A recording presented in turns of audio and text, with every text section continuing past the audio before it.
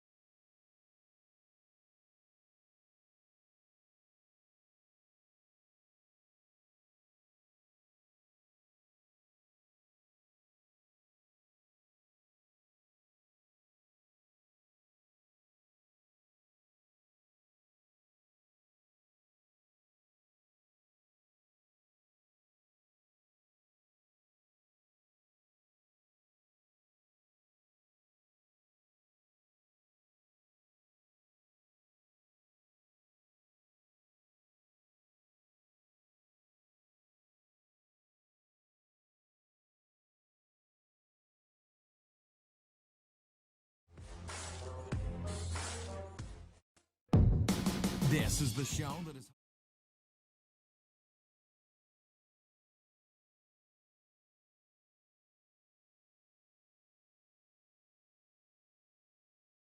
I just think like, the requirement for a certain title division, if it's 130, then you should be under 130.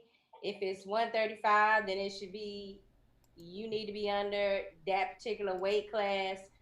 I don't like it. I just think it's like double dipping. Like, let me get just 2 for 1.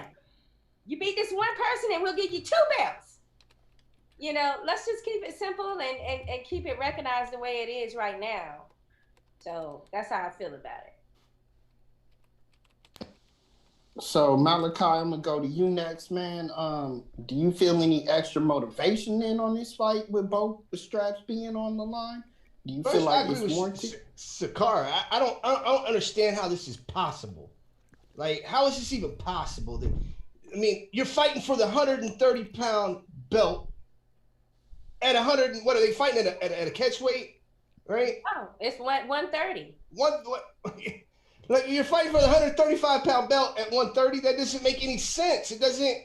It's just not normal. It doesn't make any sense. Now, I like the fact that, okay, it could be nostalgic. Oh, we got one guy that's got two belts in both divisions. It don't make no sense to me, man. Hold on. Aren't you a Canelo fan? Didn't he make a weight class at 155? Fights in a catch weight. He fights in a catch weight. This is completely different. It's not him fighting for the 154-pound strap and the 160-pound strap at 154. Tomatoes. You have a small point. So I kind of have to back Lucas up a little bit on this one, Malachi. What's the difference then between going to a catch weight as opposed to just fighting at one weight and putting both titles on the line to you? What's the key difference in this one? Because honestly, I don't see it. It's a big difference, bro. Like, we both agree. If me and you agree, we both agree to fight for the 160-pound strap at 154, right? If you win that strap, you're going to defend it at 160, right? If the winner of this is going to have 2 belts, right? They're gonna have a 130-pound strap and a 135-pound strap, and they won it at 130. If they're gonna fight for the 135-pound belt, they need to fight for it at 135 or find a catch weight, between 130 and 135. I still don't think, even if they were fighting at a catch weight, that both belts should be on the line, man. Yeah, I'm backing Malachi. I was just giving him shit. I know he's a Canelo fan. Look, a catch weight's one thing, 1 or 2 pounds, but to literally fight at a different weight class for a different weight class title just don't make sense. It just doesn't. Well, I feel like this is definitely going to come up later in the show, and I'm going to explain my reasons, and I'm going to rebuttal this later on in the show for you guys, because as per usual, I'm baiting you right now. Well, I'm baiting you. I mean, what happened to Jules? I'm going there, Shakura. Thank you, Jules. As always, my friend, I definitely want to hear your take. The thing is, it doesn't matter what my take is because we know how boxing is. And this is the first time it's never happened before. Like we've seen when Donnie Lalonde fought Sugar Ray Leonard, that was for the inaugural 154-pound belt and also the middleweight belt. And that was ridiculous because, it was Sugar Ray Leonard. So I guess they said he could do whatever he wants. We also have to remember that when Pacquiao fought, oh my gosh, what's his name? Margarito. When Pacquiao fought Margarito, that fight was for 154, right? But he didn't even make 154. Yeah, I think they came. Yeah, they fought a catch weight, but it was still for the 154 belt.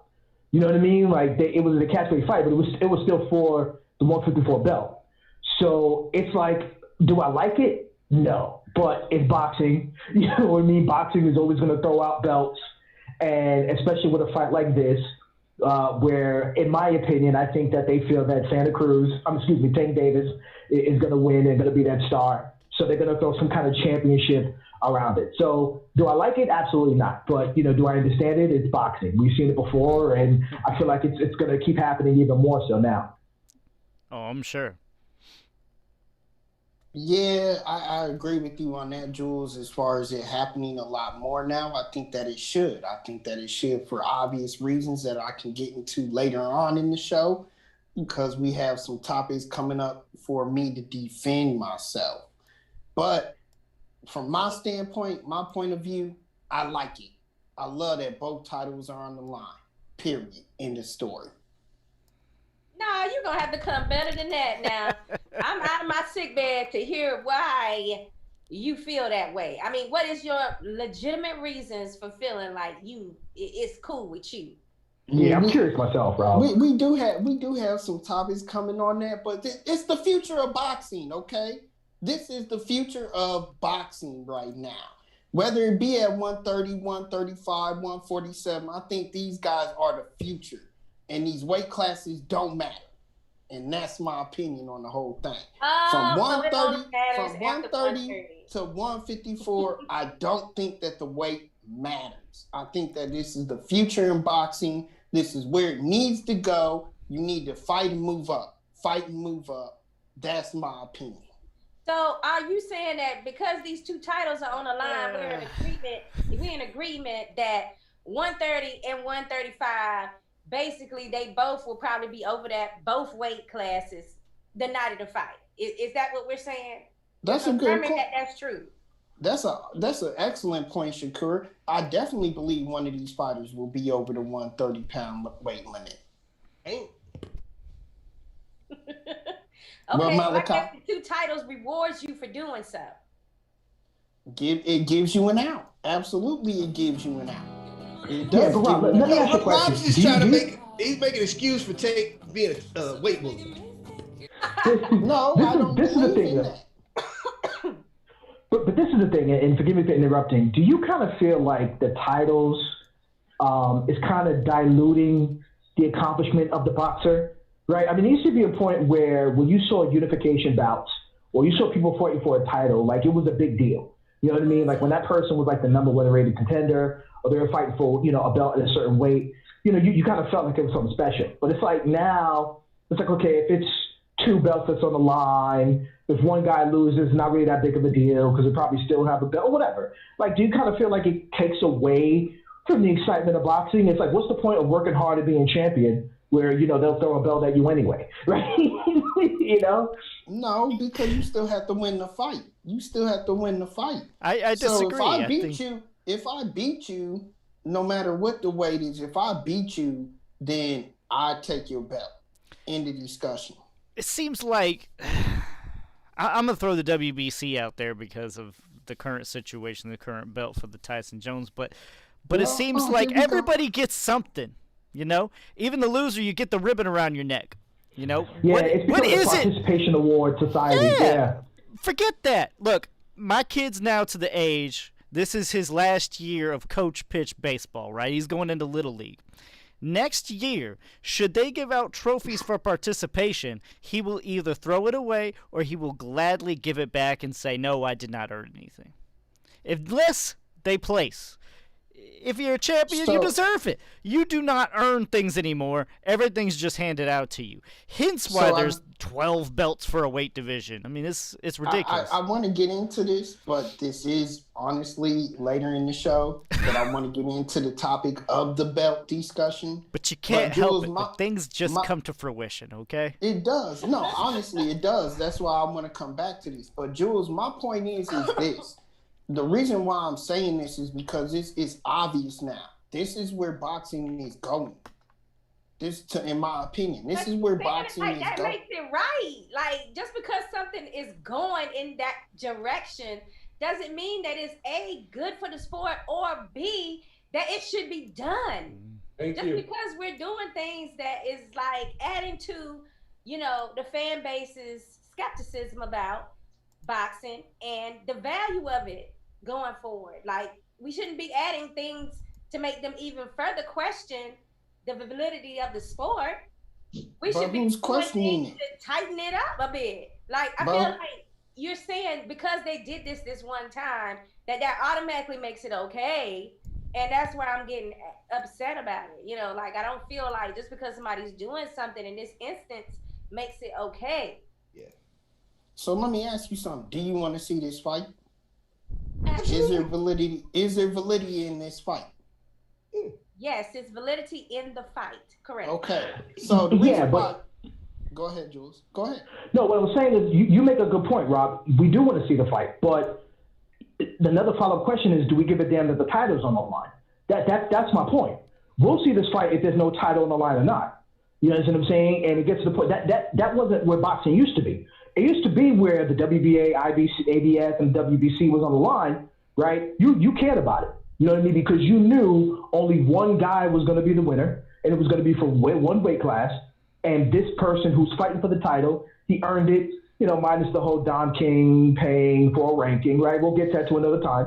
But, when it comes down to it, you knew that person earned it. But now it's getting to the point where we're throwing belts around and throwing, 2 belts for 2 divisions. It's diluting the accomplishment. You know what I mean? It would be like, okay, if the NBA teams were playing for the championship trophy, but they were also playing for a participation trophy, right? Just say, okay, well, we're going to give you the second best team, trophy because you guys, you showed up. No, it's not like that. You know what I mean? And boxing shouldn't be like that anymore either, and we would care now that if the fight was going to happen or not. We don't care about the belt. I don't think any of us give a damn anymore. So then I'm saying that because y'all asked me what my point was. I feel like this fight definitely needed to happen. I feel like adding both belts to the mix is extra motivation for both fighters. I got you. Okay. And I honestly feel like, period. There has to be a change in the sport. There has to. We're all in a dynamic of we love the sport of boxing. We love what it was. We love everything in the history that boxing was. You have to accept the change. And if this is the change, to get these type of fights, I'm willing to accept it. I think if you said it differently, we may have agreed with you just about them being on the line. I think it's to a point, though, that I think the fight happening, period, is noteworthy enough that we don't really need the titles, and I think you base a little too much on the titles. But I kind of see what you're saying, Rob. I'm not going to beat a dead horse. I mean, the belts were supposed to bring a certain prestige to a fight, and like Rob is saying, it does give more incentive for the two fighters is fighting. But the thing of it is like two belts in the same weight class, or three belts in the same weight class. Like, you had to beat somebody to beat someone to get those titles used to. Now we're just throwing in that one fighter only has to fight somebody to get those titles.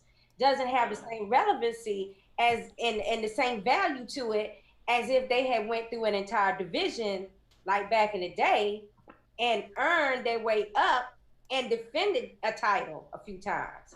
Exactly. One title, as opposed to like multiple titles. Now we're adding on multiple titles in different weight divisions. You know what I'm saying? It's kind of like diluting the importance of them. So I feel you on that. Go ahead, Jules.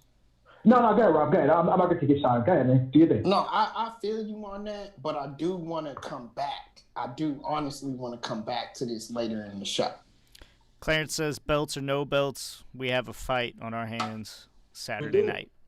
We do. Just the extra bullshit. The extra bullshit with the belts. And then even the belts is like you get a franchise belt, the commercial belt, the industrial. Javi, we got to talk about that later, my man. We going into this. I promise you. All right, guys. I do got to get to this next topic, though, because this past weekend, wow. We had some great cards. We had some great fights going on this past Saturday and this past weekend in general. I just want you guys to kind of pick either a fight card or a fight that had a major impact on you this weekend, because it really was some great cards out there. And if you go ahead, Jules. I want to start first because I let y'all have y'all shine. You know what I mean? I'm actually the guest on the show now. I'm not really part of the team. I'm that special guest star, when I make it. So I just want to say that let me tell you something. Chocolatito throwing 1,000 punches is ridiculous. I mean, that's what stood out to me. I was fanboying all Saturday night when I watched his performance because he was masterful, and I personally think that he still got something left in the tank, man. I would love to see Chocolatito again. I would like, to see him, fight the rematches that people are requesting, particularly on Twitter. And it was Chocolatito. But there's one person who impressed me is Roman Gonzalez, man. That guy, he's literally a boxing legend that we're watching that, we need to appreciate now because he was masterful on Saturday. I can agree with that. Thank you, Jules. Any other fights you want to mention before I move on to the next person? I don't want to because I'm not going to take the shine of anybody else. So that's gonna be my rant. If we have time, I'll get to the other ones. But yeah, I know you said perform with the fight, so I'm just gonna do performance with Chocolatito. I thought he was masterful, and then 1,000 punches at 33 is ridiculous. Shakura, I know you have an opinion on this because you were messaging us all about these fights this weekend.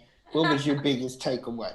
I mean, I just like the Estrada fight. I like the main event fight. I mean, they were back and forth. They had 2 knockdowns. I mean, it was a great fight. I thought they, displayed what boxing can be all about. I was not mad at that entire card. And then later that weekend, I know I was supposed to catch them on the same night, but I liked Lipinets versus Clayton. I thought that was real tactical because, it was like Lipinets was moving forward, showing the ring generalship, forcing the action, but Clayton was landing some really good shots. So, I mean, it was like, how are they going to judge this?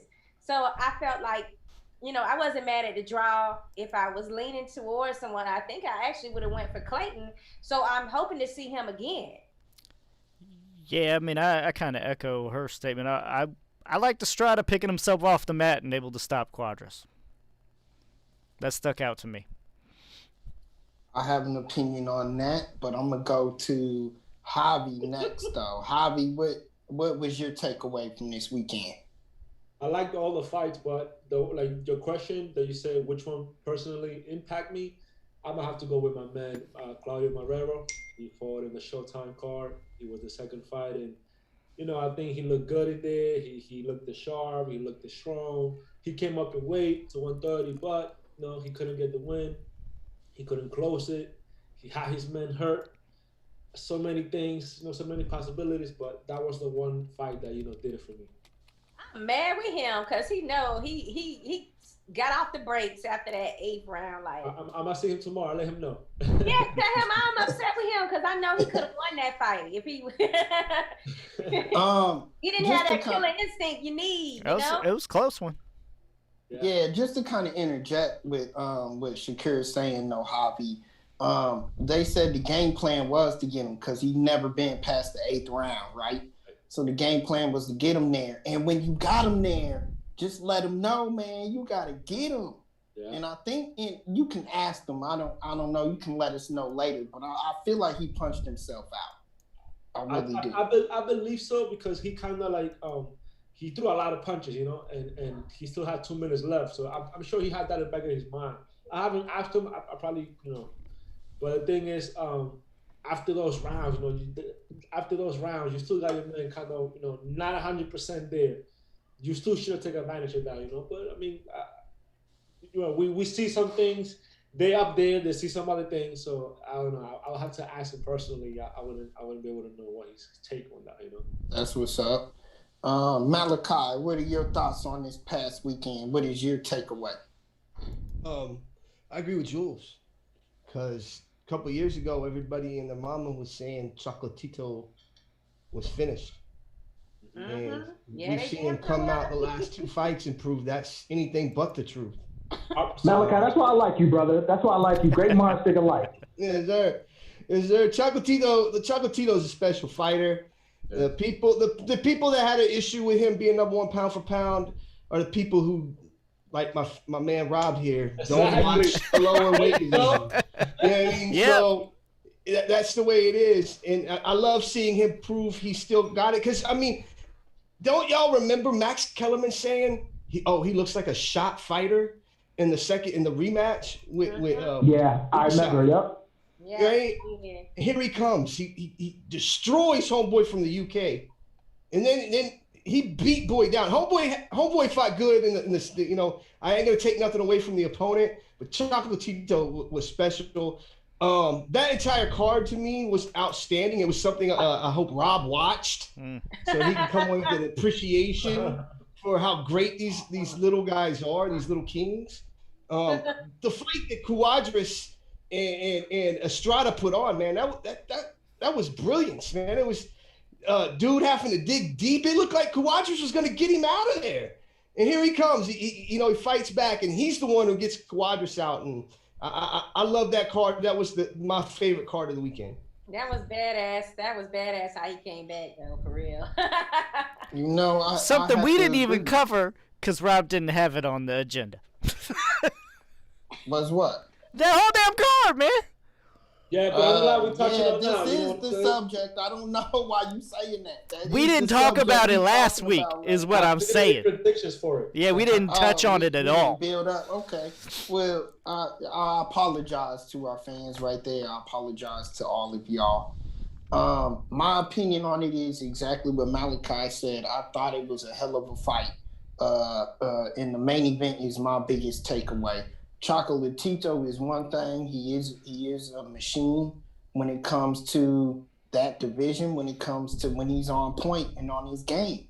But Estrada, to me, that was a great clash. That was a great fight with him and Cuadras.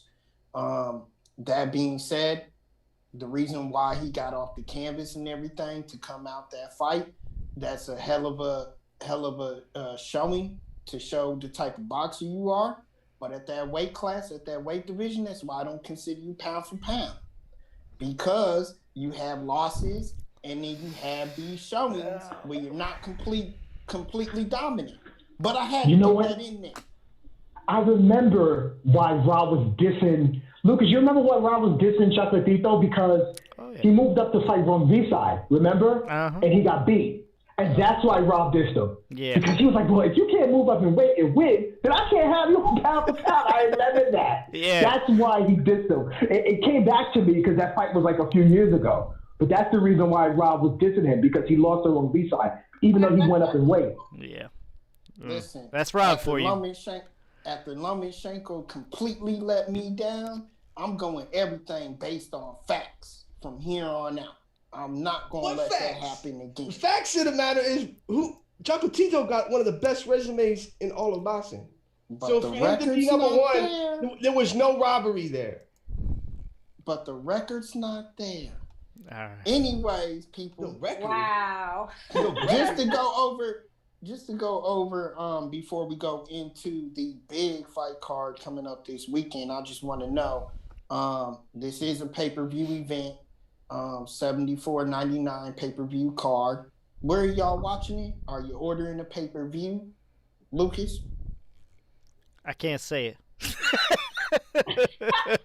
I watch it here at home. I have to ask Lucas every time because he's one of the main ones that he's like, I ain't paying for that shit. Back. This is one that's almost worth it. I'll give you that.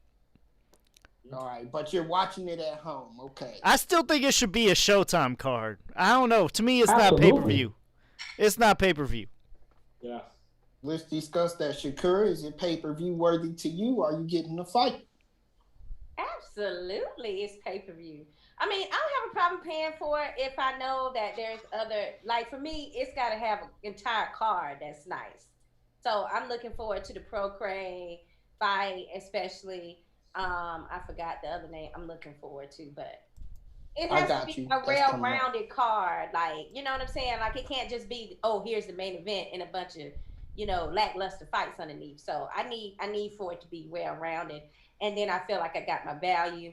I mean, the thing about the main event that makes it pay-per-view for me is the fact that it has my number one boxer in the world on it. I love Oleksandr Cruz. He's like the nicest boxer that's currently out here. Nobody ever has anything bad to say about him. He never, bad mouths anybody. You never have to hear about some negativity that he's brought to his team. So for me, I got to support. I got to ride or die with Leo, guys. And then Tank, I mean, this is a lightweight division right now. I would dare even say, like, right now, after we just saw Lomachenko versus T.O. last week, 2 weeks ago now, and now we done seen, now we're going to get to these lightweights. I mean, that just ups the value of all the lightweight fights right now that can be made with the top prize fighters. So, I mean, I have no problem with that. But like I said, they got to come correct with that undercard, too. Well, I have to agree with you. They are carrying boxing right now, to be honest. They are carrying boxing. The lightweight division, you mean? Exactly. The lightweight division. Well, that's because no other divisions are fighting. So, you know what I mean? Like, we're not going to get Canelo this year. And, I think Tyson Fury and Wilder, that's pretty much off, no? So we're not really getting any big heavyweight fights until next year. No, but there's a heavyweight I want to see coming this weekend. Usyk's already fought at heavyweight, but it really wasn't a huge test. Here against Chisora, we will actually be able to judge a little bit better on how Usyk can compete in the heavyweight division. Absolutely. I agree with you. I'm excited about seeing this fight, too. I know they have him on the ESPN pound for pound list we was discussing. So it's kind of like, he's on the list, but I'm like, I need to see more competition in his current weight division in order to justify that move for me. But I'm just saying, I'm glad that this Chisora fight should give us some type of litmus test on where he's at in that division. And can he move forward with like a AJ or Fury or even a Wilder? Like, I want to see where he can go from here. If he beats Chisora. So, quick question, just because I'm wondering, is everybody picking Usyk to win that fight? Are we not going to come to that later, or are we not doing? We are. I mean, it's not on the agenda right now. Though it's not on the agenda, I'm gonna add that on the predictions when we go into predictions. But okay, we'll touch on that here. Hobby, are you getting the fight on pay-per-view? Are you watching it at home? Are you streaming it? What are you doing? I'm doing the last one, brother. I'm streaming that shit. You know, I'm sorry. I don't think it's pay-per-view worthy. I would love to you know, support the sport, yes, of course, but at the same time, I think, you know, I think this side of the avenue, right, this side of the streets, they focus too much on pay-per-view, you know, and when they go and at it, when this fight is on this side of the street, you know how they made it to be like, you know, two sides of the street. I'm talking about this side of the street, you know, when they start like talking about like, yo, how many followers you have, how much you make, and all of these things that has nothing to do with boxing, you know, with the whole honor and glory of the sport. So no, I'm not, you know, fitting into that shit basically, and I'm gonna just stream it, enjoy it, and you know, hopefully it's a good night of boxing. See, that's why I wanted to ask. I knew somebody was going to take that stance on this show tonight. That's right. Malachi, pay-per-view worthy for you? I'm gonna buy it. I think I can stream it if I want, because I know I got Cody. I shouldn't say that out loud, but I probably will. Simply because Ryan Carl's on the undercard. I like Ryan. I know him, you know, personally. He's been on my show a couple times, and we talk a lot. So I'm pulling for Ryan in that card. But the best fighter in the world is fighting this weekend. This fight on ESPN Plus. So his name's Monster, by the way. Rob, I don't know if you've ever seen him since you don't watch it below 130. You might want to check him out. We will get to all of that and, you know, the predictions for the week and everything. I'm going to let you have your shine on that one.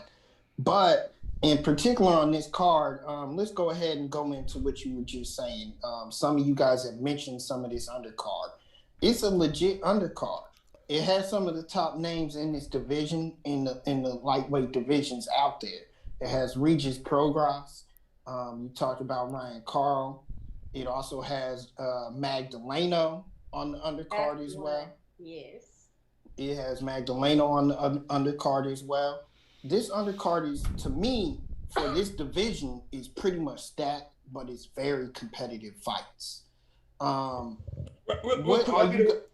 I don't want to interrupt you, but the reason I didn't have a problem paying $70-some, what was it, $75 for the Charlo fight or the Charlo card? There was 5 world championships on that card. There's only 2 on this card in general. Yeah. You know what I mean?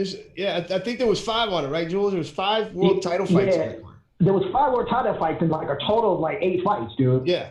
This one only got 2. Yeah. Yeah, you gotta butter us up a little bit better now, you know? We're getting spoiled. Yeah, I understand. Yeah.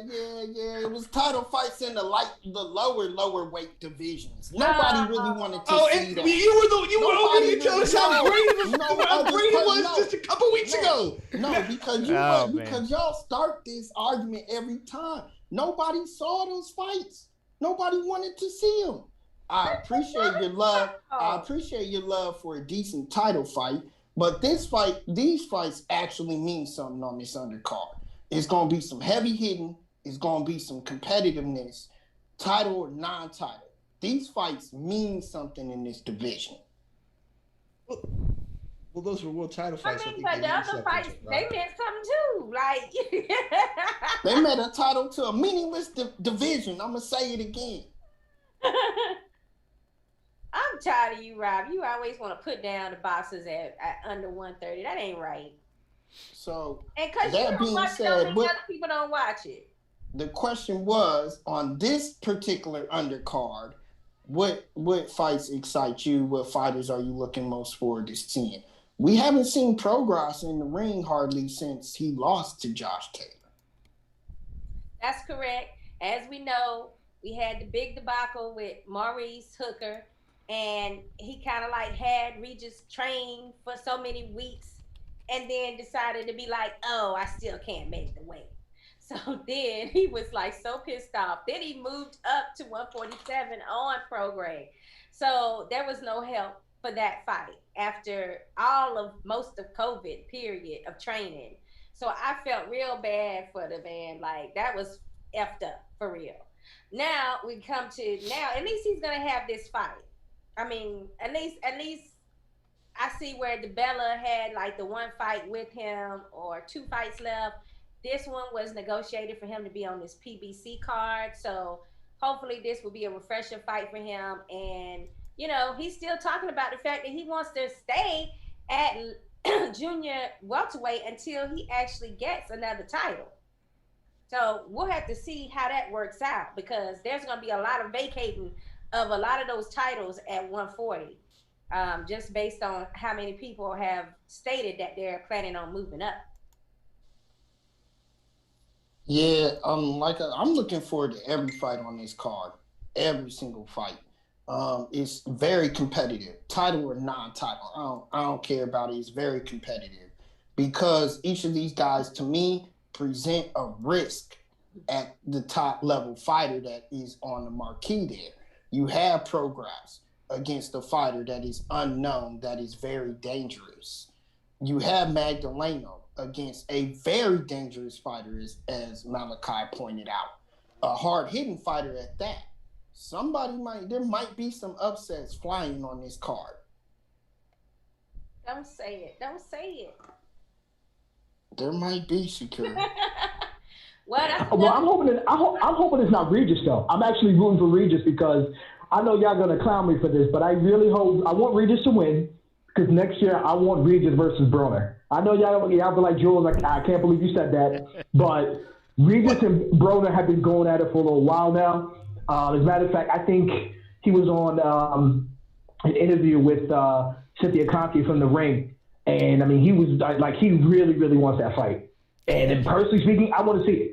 Like, I really hope Regis pulls it out. I hope there is no upset, because if that fight happens next year, dude, I know the trash talk is going to be epic going up to the fight. And it's definitely some – and honestly, I feel like that's a fight Broner would need for people to say that he still got it. You know, if Broner loses to Regis, I would have to say that his career will be at the crossroads. So I really hope that fight happens. How many times have we said that about Broner? I mean, the thing is I'm with you. I would like to see that fight, and it did put a question mark in my mind as to why PBC would be willing to pay for him to get out of that one fight deal so they could have this fight. I mean, it does raise questions as to who it is they actually really want to match him up with over there.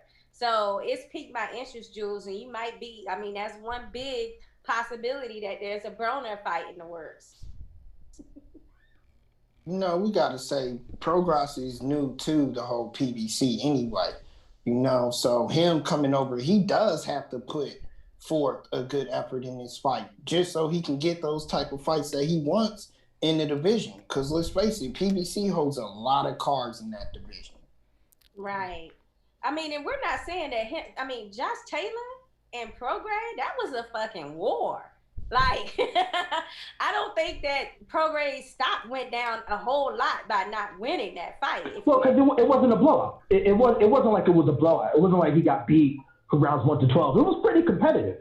You know what I mean? Well, you can say, okay, well, if you gave it to Progress, nobody would lie to you. I gave it to Taylor because, if I'm not mistaken, I felt like he edged it towards the championship rounds. Mm-hmm. But it was still a close fight.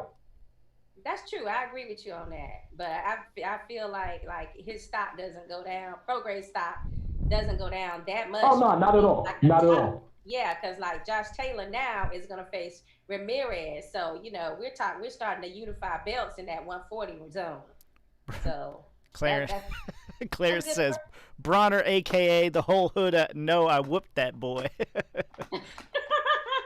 I forgot he said that about Pacquiao. Lord Jesus. All right, guys. He's going to be returned to the ring, too. Bronner will be soon, so we'll see. I did see him working out. I mean, they had some video of him out, like, actually doing some glove mitt work or something. Yeah. I was like, what? But I'm with Jules. It's always a little more interesting when it's a little personal. Or when there's something on the line, like I've been saying all night. When there's something, but, you know, not a mass-produced belt, but we'll get to it. Now, I like a good grudge match. I want to see some shit talking. I like it. I mean, it's hard. You know, it's like Javante and Santa Cruz is like, there's no beef if you notice. You know what I'm saying? It's like you can't even come after Leo like that. Santa Cruz don't have beef with nobody. Yeah, like I think Listen, Santa let me Cruz tell could you get something. stabbed in an alleyway and be like, oh, that's my fault. I shouldn't have been here. Oh, you're good. So let's go ahead and skip directly to that because that's where I see this is going now. We done touched the undercard. Let's go ahead and go directly into that. I want to know the breakdown of this main event fight before we go into predictions because we're saving predictions for all the fights this weekend. But I want to know your breakdown of the fight, Tank Davis versus Leo Santa Cruz. Lucas, you are first on my monitor. You are up first. Are you ready? No. okay, I'll go. If you're really not ready, I mean, I think it could go two ways. It can go either two ways. Are we gonna see the Santa Cruz that was in the second fight with Frampton, where it's a lot more control, it's a lot more boxing involved, it's a lot more distance kept? Are we gonna and choosing your punches wisely, or are we gonna see the Santa Cruz that stands in the pocket and goes toe to toe with you?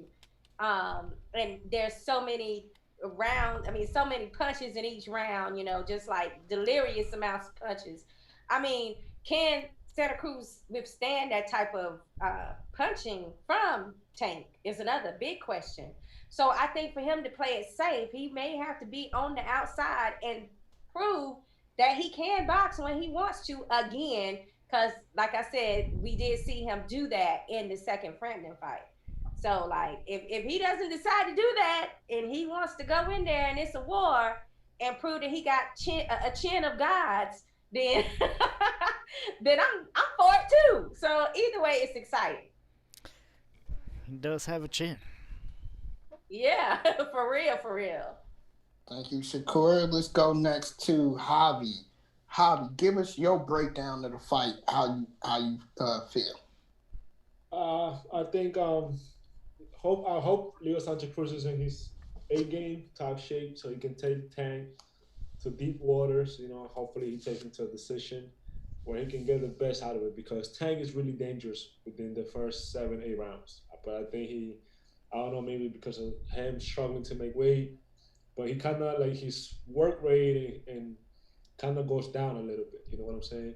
You saw what happened with Gamboa, so I believe if Tank gets him quick between 1 and 7 rounds, he can stop him. If not, it will go to decision. But Santa Cruz got to be in his A game. You know what I'm saying? Yeah, I mean, honestly, I feel like we've seen him at his A game.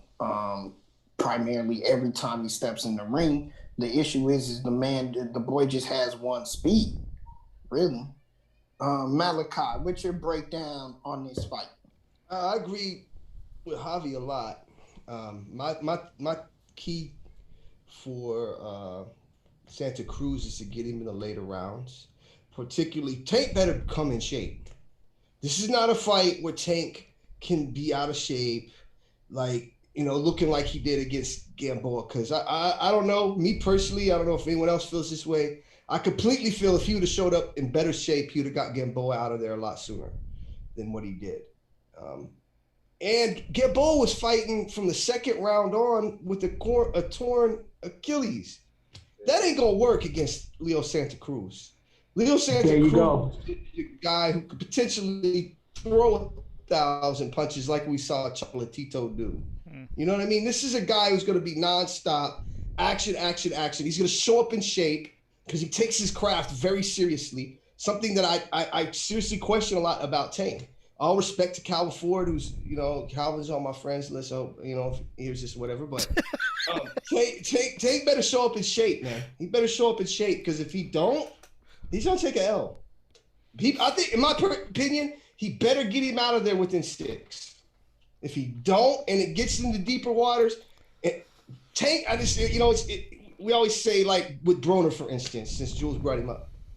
Well, if a focused Broner shows up, but a focused Broner never shows up. And I'm starting to wonder if the whole thing about, well, if an in-shape Tank shows up, well, is he ever going to be in shape and show up? I don't know anymore, you know what I mean? So we'll see. Well, it seems like his training camp is in Vegas right now at the Mayweather gym, and it seems a lot more structured this time. And it does seem like he's taking this fight a lot more serious. So I don't think that that's going to be an issue. And the only problem what I have, what I'm having when you say that he should take it to the later rounds, Santa Cruz should take it to the later rounds. I mean, we just saw Lomachenko come in with that same game plan. I mean, later rounds is like you're chancing you're gonna lose the fight. So I mean, I don't know if he stands there and slugs with him though, Shakara, he's gonna get knocked out. Yeah, he can't. I don't think he could take Tank's power. Definitely not. No, Tank hits with his whole body. That's one thing about you can say about Tank. I mean, Tank knows how to, and that's the reason why people compare him to like Tyson, because he really knows how to get they call it kinetic linking, when you get your power from the floor. Tank does that very well. That's actually a natural ability. Like, even if he didn't know how to box, he would be a puncher. That's just who he is. Well, but to the question of what Jules was saying, not Jules, I'm sorry, Hobby was saying about the weight being an issue. It's okay. We're both good looking, so I can see why you're confusing us. That's all. I'm saying Lucas is saying that. Now you got me saying Lucas. Oh my God. Okay. Javi is saying that the weight, by Santa Cruz coming from a lower weight, but I feel like Santa Cruz has the height to be able to take more weight. Like, I don't think that that's going to be much of it as an issue either. I mean, it could be an issue when Tank is overweight, but I don't see him doing that this time either. So I kind of feel like it's a null and void situation with this, this weight issue. They both are coming from lower weights.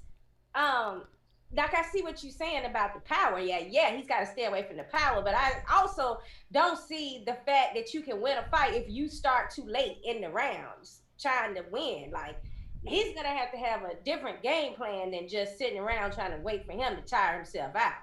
Because we've seen how that cannot go in your favor.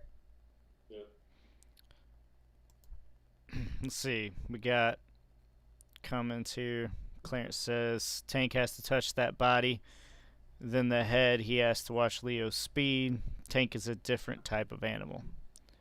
Yeah. Leo's been around a while. Tank knows if he is not in shape, Leo will punch the burgers out of him.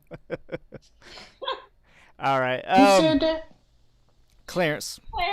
Look, I mean, last time I saw him, he was working out, but he was in a sweatsuit. I'm wondering if he's going to have some problems making weight. I don't know. But there's some contrasting thing this could happen, but overall, I do agree with Clarence, but I think Leo needs to go to the body. Because we've already seen Tank gas on multiple fights, right? So, not to mention Leo's volume of punches. If he can get some body shots in, that's going to pay dividends. And I would definitely check the Lomachenko game plan to try to take him into the later rounds. You want to try to drown Gervonta Davis. You got to take away the power, and you got to keep him moving. Only thing is, that's not really Leo's game either, is it? I mean, no. Leo likes to trade. That's the thing. I remember we were talking about that when the fight was announced. Leo's game, I'm not going to say it's tailor-made for Tank, but I don't think Tank is going to have. Well, Lucas, I'm trying to be nice, man, because I like Leo. But my whole thing is, it's not going to be hard for Tank to cut off the ring. I think that's what it is, because there's going to be a point where Leo is going to stand in front of him. And as Shakira said regarding the Frampton fight, he was able to, be a dog in that fight because, he could take Frampton's power and he was able to stand his ground at times. And they were kind of even level when it came to power. Like, both guys aren't known as heavy hitters. You know what I mean? Like, you wouldn't say, oh, Carl Frampton, he's going to get out his guy in the first, 6-7 rounds. But Tank is a little different. Even though we could say whatever you want about Gamboa, you know what I mean, having a torn Achilles or whatever, I mean, the 12th round, he still damn near was getting them out of there. You know what I mean? And that's the thing about Tank. Tank's one of those guys where even if he's out of shape, you can have great rounds 1 to 11. He hits you one time in the 12th, and that's lights out. And that's my thing about Leo Santa Cruz. He's got to be that. He's got to fight a great disciplined fight from rounds 1 to 12. It's got to be a 12-round moving. Don't make a mistake. Don't do what, even Buster Douglas, right? Buster Douglas fought a great fight against Tyson. He did one mistake and his ass was on the floor. You know what I mean? And that could be, that could be Leo Santa Cruz. Except, Leo Santa Cruz might not get up. So we'll see. Clarence says he cannot do like Loma. I partially agree with you there, Clarence. I don't know if that's a possibility. CJ Hooker, Leo is a high-volume puncher. He has to survive the first few rounds to have a great shot. Sarissa Evans, I got Tank to win. Clarence McLean, 8th round, and it's over. Tank has the Mayweather factor on his side. He is going to showcase some new skills. Rain says Tank stays grounded and watches his diet and trains. He would be great. Lucas, let me ask you, because there was some talk about that this week. Do you think Mayweather will be in the corner? In the corner? No. Maybe in the fight, yeah. But he's not actually going to be working the corner, I don't think. Well, they asked him that this week. There was a possibility that they were speculating that he should work the corner. I don't think he would. They were. I hope not. I don't think he will because he's a promoter and he doesn't want to switch hats. He wants to make sure that he gives Tank his undivided attention if he was going to step into the corner. But I remember some fights early on in Tank's career where Mayweather was telling him actually what to do from the stands. This ain't even Floyd's fight. Let's go on. Do we even predict, or do we all just kind of say how we think this is going to go? I didn't finish. I didn't even speak. So here's my breakdown of the fight. I think that you guys, period, with this Lomachenko, he needs to get him in the later rounds. It is not going to work at all. I think he needs to put his foot on the pedal from round one and burn that shit all the way through to the end of the fight. That's the worst game plan. If you have to bleed the brakes, if you have to bleed the brakes, bleed the brakes. Because there's no way you're going to be able to get Tank into a tactical fight. His hand speed is there. And that's the one thing that all of y'all and everybody doesn't see coming and doesn't predict. That hand speed is nothing nice to play with. And then the power behind it, the power behind that hand speed that he uses is going to get you into trouble. So if Leo doesn't step on the pedal and each and every round like he's known to do and apply the pressure, he's going to be in trouble. He's going to let Tank get the confidence he needs. He's going to let him get the breather that he needs as a bigger fighter as well. He's going to let him get everything that he needs to go ahead and do his own tactics, determine the fight, determine the way that they both fight in there, and then he's going to be able to take him out. Santa Cruz has to present something to him that he hasn't seen before. That's a magnitude of pressure. That's a lot of shots that are being hit on Tank. And we all talked about it doesn't matter if he hits you in the shoulder, if he hits you in the elbow, it doesn't matter. Those shots count. You need to hit him with a magnitude of shots to get him to stop, to think about what you're doing in the ring. And if he can do that, then he has a shot to win the fight. Right, but if he's sitting there punching like a robot and a machine in there, what do you think's going to happen? He's going to get countered, and countered viciously against a guy like Tank. Yeah. Look, I don't even know if Leo Santa Cruz can be knocked out. I mean, this dude has a chin, like diamond mixed with dragon glass type chin. I don't even know what that thing's made out of. But I'm not even picking Tank by knockout. I'm not picking Tank by knockout, believe it or not. I'm actually thinking he gets a decision. I'll start you off. I think, I'm going with Tank by decision. I'm going to be honest with you. That's my prediction. I don't think he's going to knock out Leo Santa Cruz. Like Lucas said, Leo's got a chin, you know what I mean? And I don't see Tank be able to do, even if he hits hard, I don't think he's going to be able to knock Frampton down. I knock him out, but I think he's going to knock him down. I think we're going to see a knockdown, maybe in the middle of the fight, and that's going to be the underlying reason why he gets a decision. So I'm going I'm going with Tank, as a decision. Only reason why he gets a knockdown, and that's my prediction. Jules, I was on the conference for Santa Cruz versus Tank. Okay, Shakira, you got to rub it in. You could have been up there too, so hush. I'm messing with you. I'm joking. But listen, the thing of it is that they were spending a lot of time talking about Tank's skills and how Mayweather wants him to actually demonstrate some of his skills and not rely so much on his power. So if that's really true and that's really the tactic, is they want to do it like a TLFimo, you know what I'm saying, where he displayed more skill than his known power in the fight. So if he goes with that route, I mean, I think skill versus skill, or is it going to be Tank skilling, but also count, which means he's going to be countering, as you was mentioning. So, I mean, I just feel like if Santa Cruz decides to do skills too, this is going to be a real more tactical fight than we think. But if he decides to try to go in and take a chance and try to land some of his multitude of punches, we could be looking at a difficult fight to judge. And you know how we hate when that happens.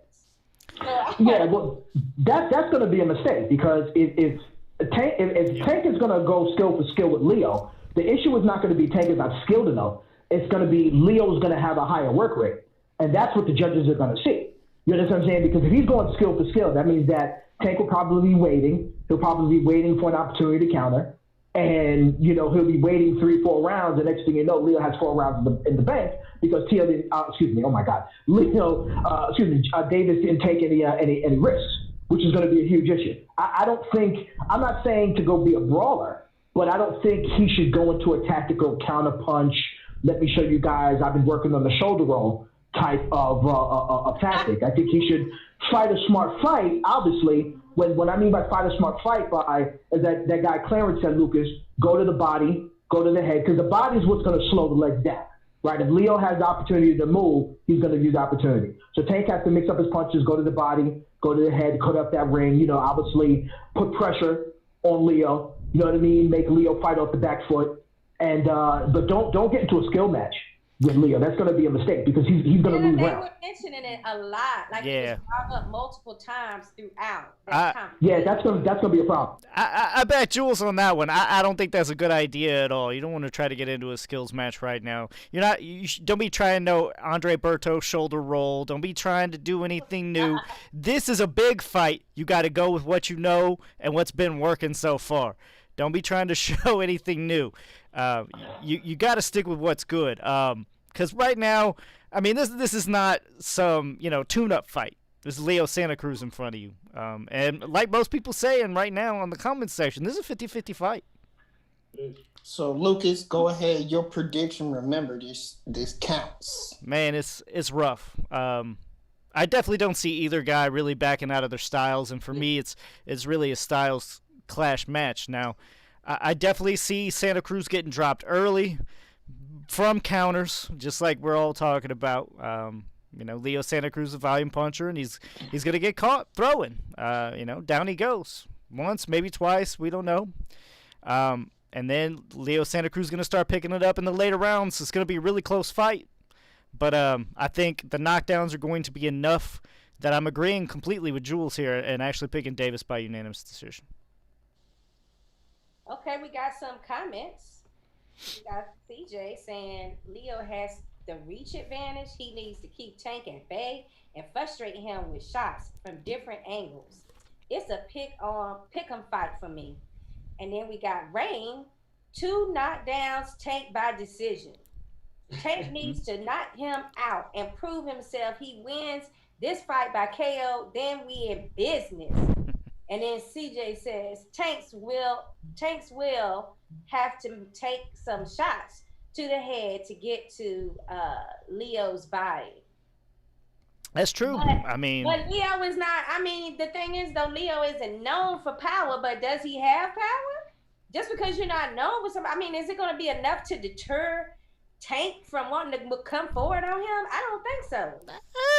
Look, I base his power more like a Mayweather power. Okay, it's surprising, and it's enough to keep you honest And you can be chopped down, but does he have one punch, Tank knockout power? No. Right. You know, does he have Golovkin power? No. But 1,000 punches, yeah. I mean, that'll chop your ass down. Yeah, that's what I'm saying. Yeah, exactly. Right. And it'll make you lose rounds. All right, guys, we got to move to the next. Shakura, let's go ahead and give us your pick. I hate to say it, but I see Tank winning this fight, guys. And I'm not saying it cavalierly. I've tried several ways to have it where I feel that Leo will be ahead. The best I could come to was a split decision, or something like that. But I can't go against Tank on this one. I do feel like eventually, you know what I'm like. I can't go against the power. I think Santa Cruz is gonna get caught at some point, guys. He would have to be perfect all 12 rounds, and I just don't see that happening because his natural instinct is to fight, and I mean fight right there in your face. Yeah. So even if he starts out with skills, eventually, if they start brawling, he's gonna be down for it. So I've got to go with Tank. Yeah, I mean, I agree completely. Like we talked about, I mean, it's a style clash, man, and the style clash seems to favor Gervonta for me, and apparently for you too, Sakura. Yeah, but Malachi, jump on in here. I have to root for Leo. It's hard not to. Yeah. Malachi, jump on in here with your prediction. I'm taking Tank. I'm actually taking Tank by TKO. I think Tank will TKO him. I don't think, as everyone said, that he'll actually knock him out, but I think that he can do enough damage to make them stop the fight.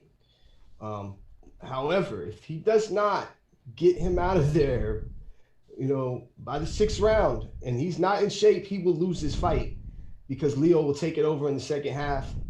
Too much volume punching, but I just think that Tank will get him out of there by the 6th. So I'm taking him 6th round TKO.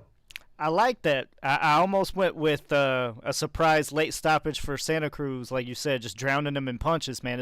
It's hard to go against that with the way the style clash happens, but yeah, I'm seeing what you're saying. Javi? I think, like, I don't know who said it, but I think it's going to be an early knockdown, courtesy of Tank. But Leo picks up, you know. It might have been a couple work. So I think I'm going to go to decision Tank just because of the knockdown and because even though Leo's going to have that more, you know, punches being thrown, the ones that actually cause the impact the most is going to be from Tank. You know, the power of the department, he goes to Tank, and like you guys said, he knows how to use it. And I think he's going to be able to, you know, use it, maybe stop him. But I think he goes to decision, though, Tank. And with maybe 1 or 2 knockdowns. Rain says, facts Sakura, facts Malachi, TKO, yes sir. If he don't, he will lose. So I think the actual issue in this fight is going to be what everybody's been talking about, and that's the stamina, and that's the shape that Gervonta Tank Davis is going to be in. Because Leo Santa Cruz has one of those type of body shapes, and he's the style of fighter. As the fight wears on and it gets more and more heated, he comes alive. He comes alive in those later rounds. He comes alive when they take the fight to him. He comes alive when you think he's down and out, when he's hurt. For that reason, I think this would be a hell of a fight and a hell of a test for Tank Davis. He's going to have to gut it out. He's going to have to. Regardless of how bad, as you guys, some of you mentioned, he might be able to knock Santa Cruz down in the early rounds. Santa Cruz is going to have to come off the canvas. I think it will be ugly in the early rounds, and it'll look like he's going to be out, and then somehow push it into those later rounds. We actually have to push Tank, and it becomes more and more closer. With that being said, Tank has to knock him out to win the fight. I think by the 10th, 11th, 12th round, it'll either be even or Santa Cruz will be above him on the scorecards, that he's going to have to gut it out and get a knockout TKO victory, similar to what he did against Gamboa in the 12th round. CJ Hooker says fight of the year potential. So I got Tank by TKO. I got him by TKO in the 11th, 12th round. So nobody, surprisingly, is going with Santa Cruz. It's gonna be a big upset. If you know what that means. Yeah, it will be the biggest upset this year. Absolutely. Does anybody know the Vegas odds by offhand? No. That's what I want to know. Like, what happens if Leo Santa Cruz does pull out a win? Where does that land him? We'll talk about that next week, I suppose. But Look, I think we're all counting him out a little early. I mean, this fight could definitely go very differently, guys. If Leo beats Tank, we're gonna see Tank go to top rank. Floyd Mayweather's gonna be like, this guy can't carry my torch. So I just want to point out here that I said Leo will be ahead on the scorecards going into the last rounds. If Tank doesn't knock him out, Leo's your winner. Honestly, that is my honest opinion. So you're going for Leo? Hold on. Going for Tank wait. because I think Tank knocks him out. You think if it's a close fight that Santa Cruz is going to get the division over a Floyd Mayweather promoted TMT fighter? You think that's going to happen? Not going to go to decision, but if it were, I think that Tank is in trouble. That is very interesting.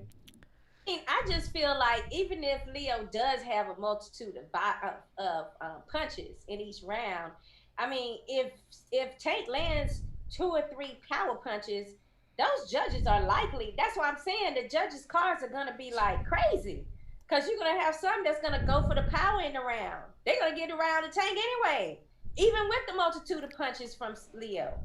Unless it's some snap your head back type punches that Leo lands. I mean, let's think about that. You know how these judges are. Okay, so we got CJ Hooker, top 5 pound for pound. I guess that's where it would put him if Leo wins. Clarence says, don't do it, Lucas. Join the right side. I'm not joining. I'm still sticking with my original pick, guy. I picked Davis, but I'm saying this fight can still go very differently. Leo Santa Cruz does have him on reach, and he can keep him at bay. I mean, especially when you're throwing 1,000 punches a fight. I mean, you can keep him off of you. I mean, you can frustrate Gervonta Davis and not allow him inside. It is a very good possibility of that happening, guys. It's just how that style clash is going to come out. Go ahead, Rob. And that's exactly the issue. Is if you allow him the time to do that, I feel like Tank has shown us over time and time again in those later rounds, he looks awful sometimes. Like he looks completely off his game. And Santa Cruz is going to be very much in there. He's going to be, but those are the rounds he's going to take it to him. Those are the rounds he's going to actually come and be his best. You're going to see Tank back up. You're going to see him gas. You're going to see him get hit with some hellacious amount of shots in there. And he's going to be in trouble. He's going to be in big trouble in those later rounds because of that. If he doesn't knock Santa Cruz out in this fight, I don't see him taking the decision. I think Santa Cruz can wipe the floor in the 8th, 9th, 10th round. Yeah, Clarence can feel my want to turn my pick. I'm not going to do it, but he knows I want to. He also said he will start the fight off as Tank, and then in the late rounds, King Kong shows up. That hadn't been the case in previous fights, Clarence. That has not been the case. I wish and I we could have to say realize the same. too that this is a real step up in class level for Tank. A This would be huge, like a real yeah. step up for him, because we can't count Gamboa at his age and with a serious injury through most of the fight. So this to me is more of the biggest step up fight that we're going to see Tank in which someone can, punch a lot and can use skill when they want to and just know how to hold you when you need to. So, I mean, we'll have to see how it goes. Yeah. I definitely can see myself rooting Tank on in the 11th, 12th round to knock the guy out, or he's going to lose the fight. I honestly can see that. Quiet, because you a diehard Tank fan, and everybody knows that. Stop trying to act like you're gonna be unbiased. Like you is not funny. You gonna be like, get up, Tank. Tank, you could have knocked him out right there. I can see you now. Stop fronting. You is not about All right. any of that.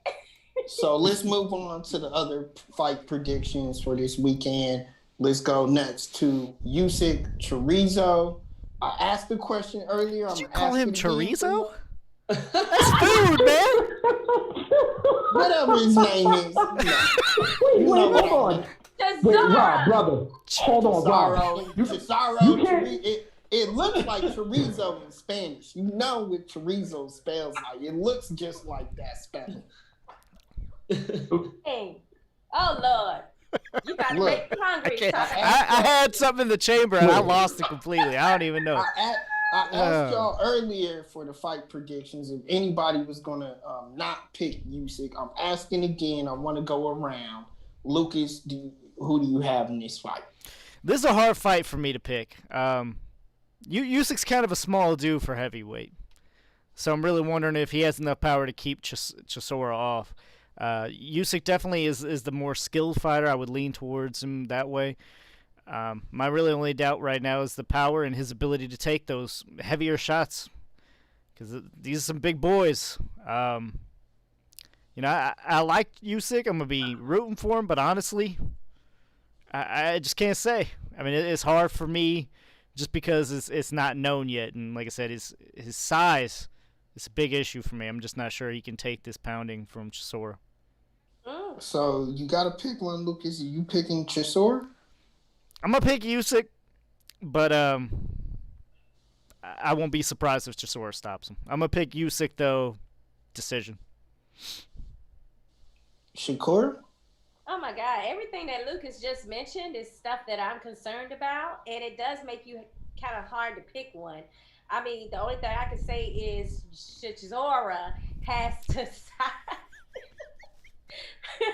I'm sorry. He has the size advantage. He has the experience advantage and the power advantage in this fight. So, with that being said, I gotta go for Chisora. I definitely do. Usyk.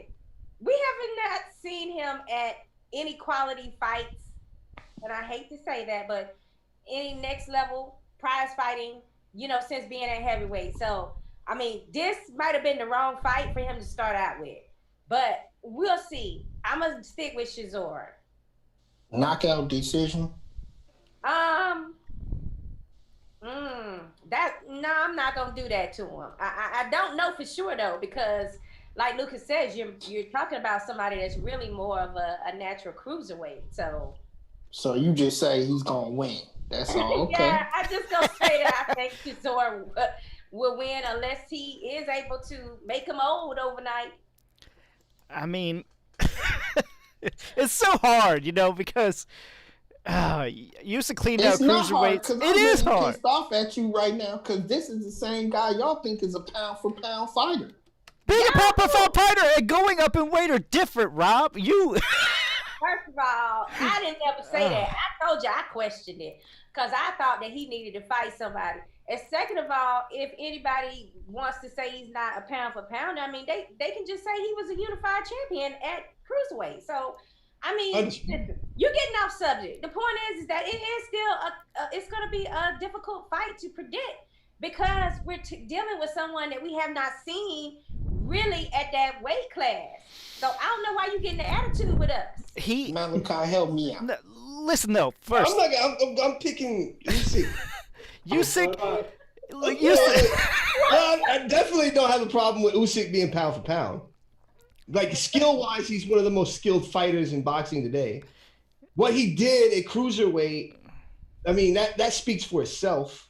He went down there, he beat everybody in a tournament. You know what I mean? He took all the straps. So my only question is, I'm with Lucas. Is he big enough, and does he carry the power to move up to heavyweight? Because clearly, I think he, outside of arguably Fury, he's the most skilled, probably more skilled than Fury in that entire division. But my problem is, can he take the punches? right? And can he keep them off of him? If he can do those two things, he can easily be heavyweight world champion. I mean, yeah. More skilled than Lomachenko? Is that what you're saying? I said heavyweight division. He is one of the most skilled fighters in the world. Yeah, I'm talking skilled.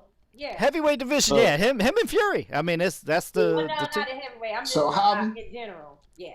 But he's still one of them. He's still one of the most skilled fighters in boxing. If you watch him, what he does, what he's capable of doing, he don't do it as much, but he can get that same side movement that you see from Lomachenko that just befuddles fighters.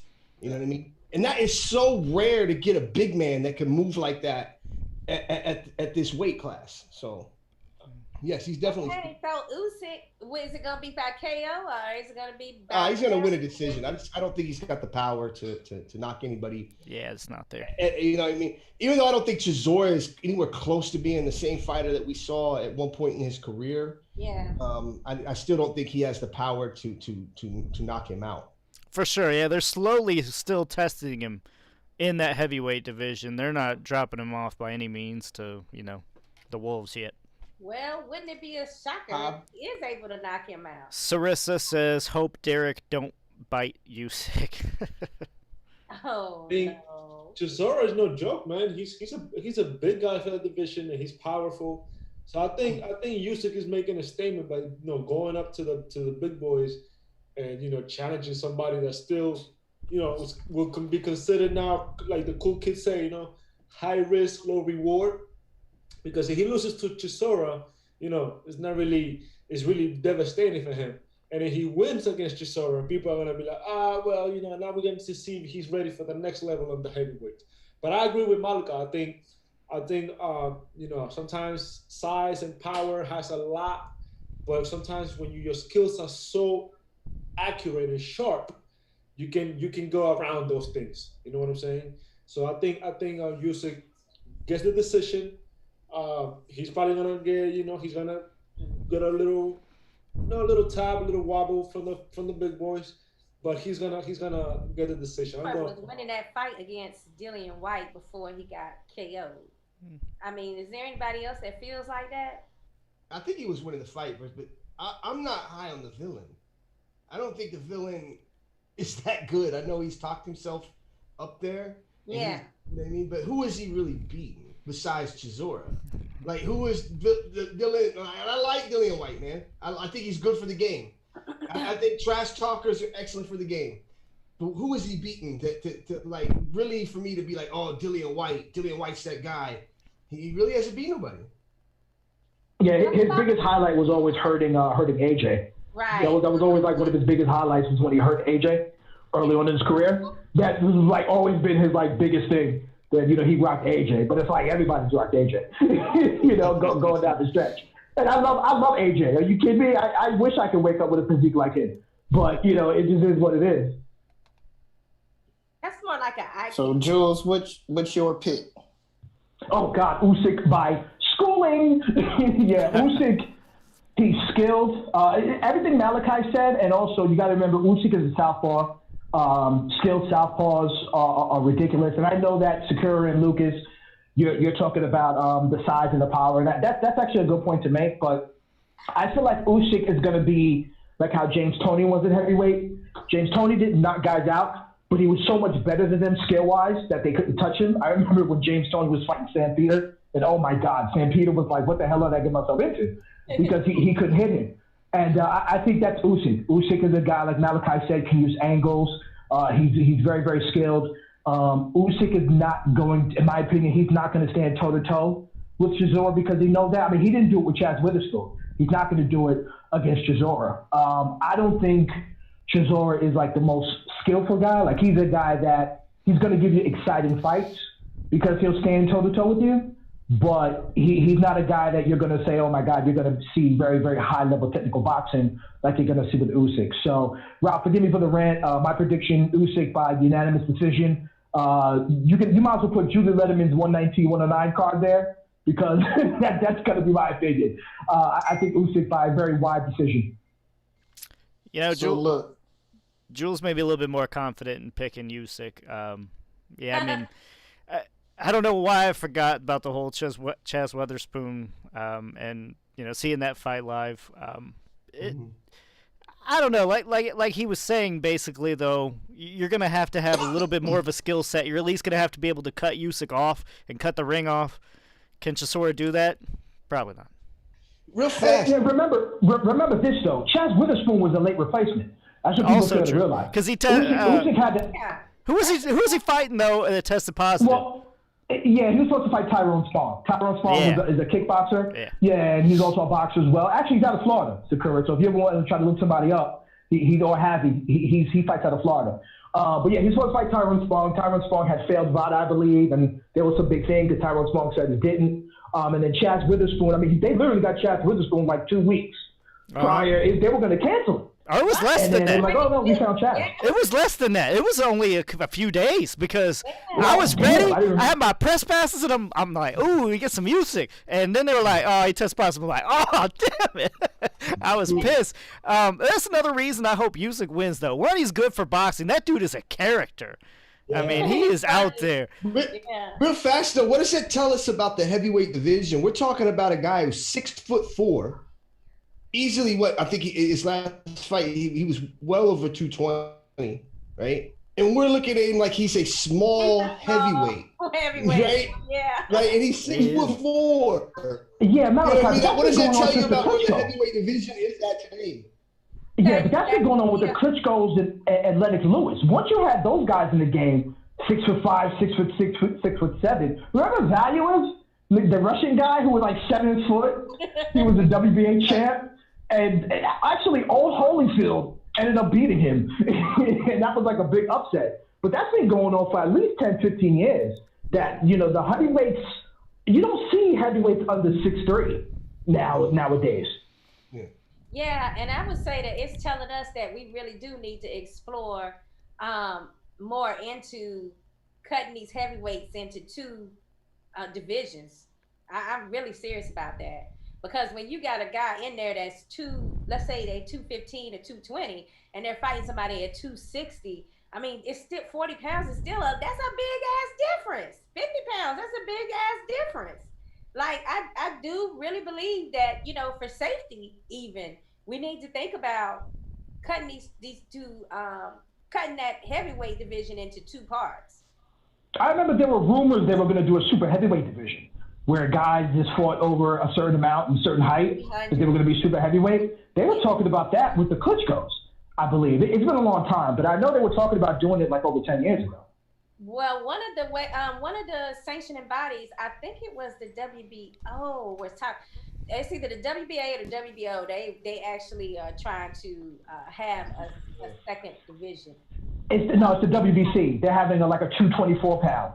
Yeah. That's been the biggest thing. WBC, man. Does that surprise you? I mean, not at all.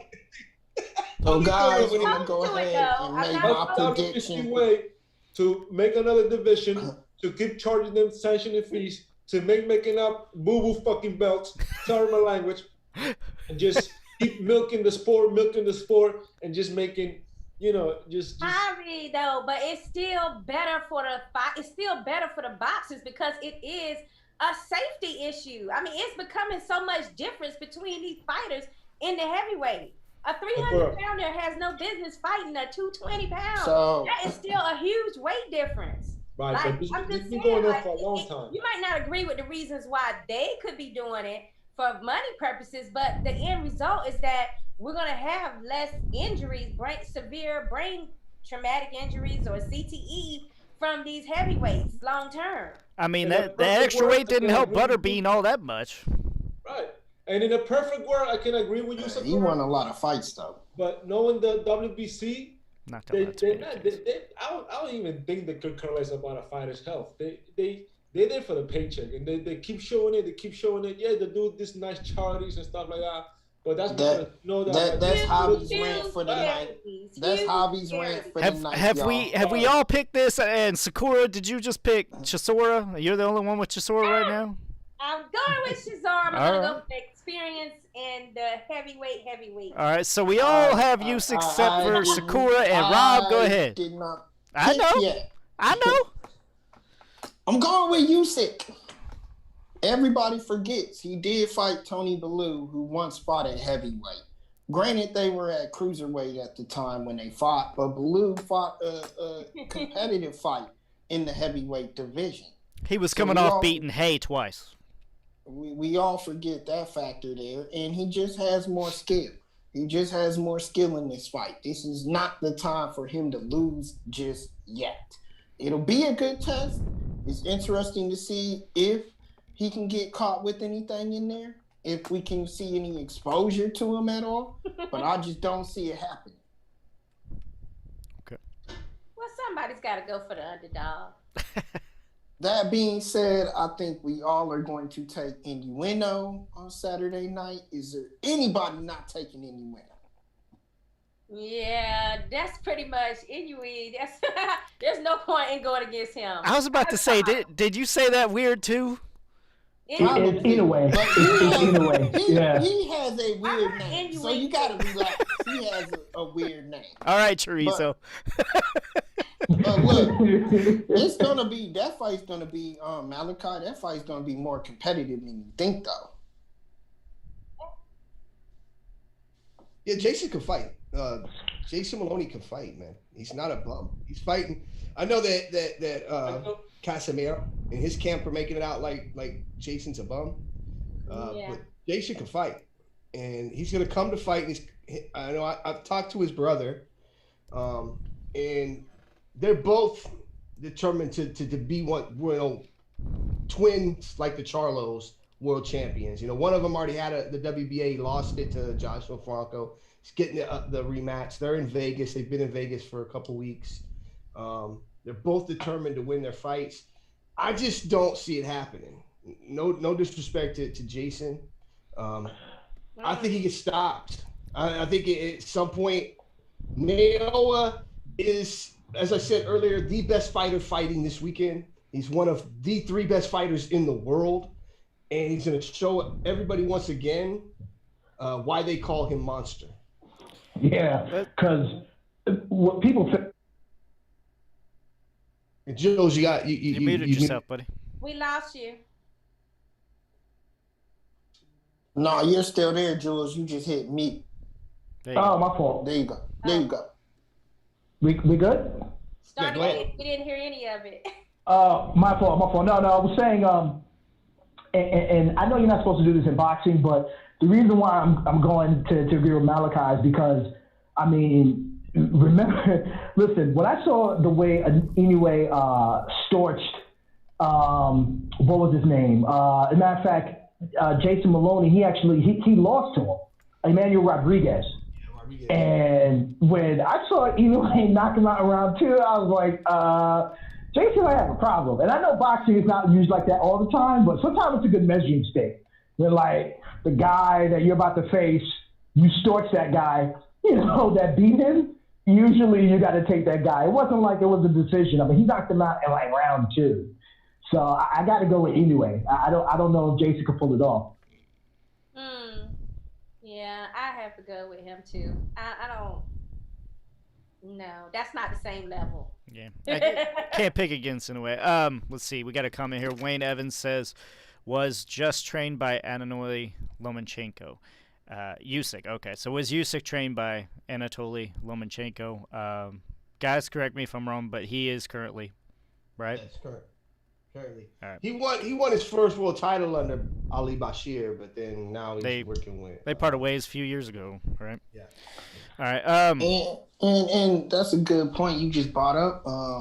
Hate to interrupt you there, no, but go ahead. I think that Lomachenko camp showed us the errors in their ways that last fight. I think that Teofimo is right, so I hope he brings up Usyk a little better. And the reason why I say that is because just what Teo said, it's not about the picking pictures out the sky and all that shit, picking up tennis balls and all that. You actually have to come to fight. Yeah. But yeah, Moloney's not, he's game, but I think it's too much of a jump for him. I think Inoue gets him out of there. Yeah. I feel the same way, man. And I think that his brother, too, the one that lost to Joshua Franco, I think they're throwing these brothers to the lions. And probably they would be Americans. I don't want to put that sour note, but they'll probably be a little matched a little more carefully, where they take them to the top a little more. I would say, a little more tailored to their styles, kind of like they did to Canelo. Lucas will know. But the thing is, going against Joshua Franco, we saw what happened. Going against the monster near Halloween, my man, you asking for it. You just either bored out of your life or you're suicidal, or I gotta give you props because you're daring to be great. Going against the monster near Halloween, the best thing since Godzilla out of Japan, my man, I gotta give you props for that. Just because you getting in the ring with that guy. That's true. I gotta agree with Javi real fast because Franco was actually supposed to fight Jason at one point because he was at that weight class and then he came down and we had discussed it. I was like, I wonder, did they even did they think about this? Because Franco was already a bigger guy. In your first title defense, you're gonna go fight this bigger guy who's coming down, who was supposed to fight your brother. And I was like, this just doesn't seem right, man. What's going on here? So Javi brought up a great point right there. You know what I mean? If they were Americans, they might have been moved a little bit different. Yeah. Not even necessarily Americans, just at least, different management. I mean, you could argue that, but I personally think you need to move them up because of the weight class. You got to move everybody up. All right, bro. You want a minimum weight. You can't make past 115 to go up to 130. That's what you want. All right, Rob, we got rapid fire. Gain the weight to go to 130 and get knocked out. Because, that's what you want. I know. Rob wants that Inoue versus Wilder in 2021. Yeah. That's what he's looking for. I do want to make a point to y'all because, as you know, I'm not supposed to do, but I do it. But I disregard whole weight classes. But since y'all think that I do the whole little lower weight classes, I disregard the whole cruiserweight class as well. I don't think that counts because nobody's watching them. Okay. Nobody's watching it. You're not watching it. You're not watching it. If there was an American with a big name at cruiserweight, you would be like, oh, he's great. People need to watch him. He's awesome. I gotta agree. If Usyk was American, you would be all about it, Rob. Yeah. He moved up to heavyweight, just like all the Americans Move up to heavyweight. He moved up to heavyweight. He's moving up. Anyways, I wanted to make this clear, guys. I don't think 99% of us agree with Robert's dismissals of the lower weight classes. Yeah. He might feel like that, but just know that most of us do not feel like that. We do care about the little guys. Yes. We care about the sports, and we're not judging fighters off their weight classes. We're judging them off the skills, what they do, their accomplishments, and things that they're doing in and out the ring. No, real fans watch all 17, Rob. You know what I mean? You're prime example of Rob right here, okay? Gives all the credit in the world to Bud for cleaning out the 140 division, okay? Same thing Usyk just did to the cruiserweight division, except even better because he actually beat some names coming up there. Yeah. But Usyk has a better resume than Bud, yet you give Bud all the accolades and you just crap all over Usyk. I mean, I'm going with the regular fans, dude. They're not looking at the cruiserweight division. They're not looking at the cruiserweight fights. They aren't. They're not looking at the cruiserweight. Let's go on to the rapid fires. It's getting late. No, I mean, we pretty much covered all the rapid fires because... No, we were getting into something earlier and you put us off. You were like, hey, hold up. I don't even remember what it was. Let's go on it then. All right, guys. Floyd Mayweather just recently came out with an article on ESPN to ruffle some feathers about there being too many belts in boxing right now. That being said, you now have a new WBC Black Lives Matter belt coming out for the winner of the exhibition between Tyson and Roy Jones Jr. Are there too many belts in boxing? It's atrocious, of course. And if so, what's your solution? Lucas is outraged. How Look. he is finna go on a rant.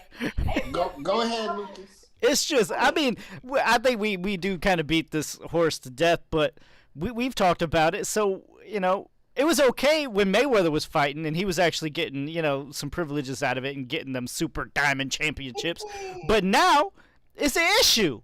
Why is it an issue? Because you're a promoter and you see them actually digging into your pocket more. You have to pay them sanctioning fees when they step up to take the money out of your pocket. Now, that's a problem. So, yeah, it's a little different. But here's the thing, okay? Even a Super Diamond Championship, which is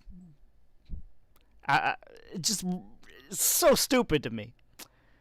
Even that's, you can back that more than a belt that's just created for an exhibition fight.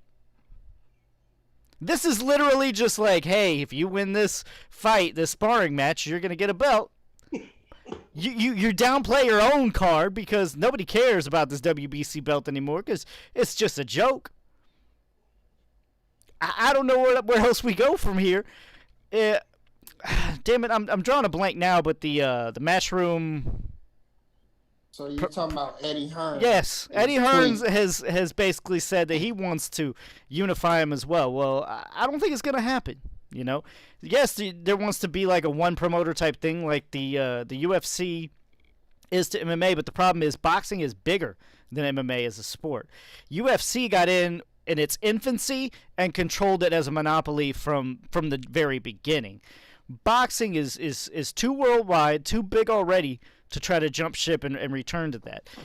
It would take billions upon billions of dollars to buy up all these fighters, have them all under contract, to then have your own, like, you know, Matchroom boxing championship. I just don't think it's possible.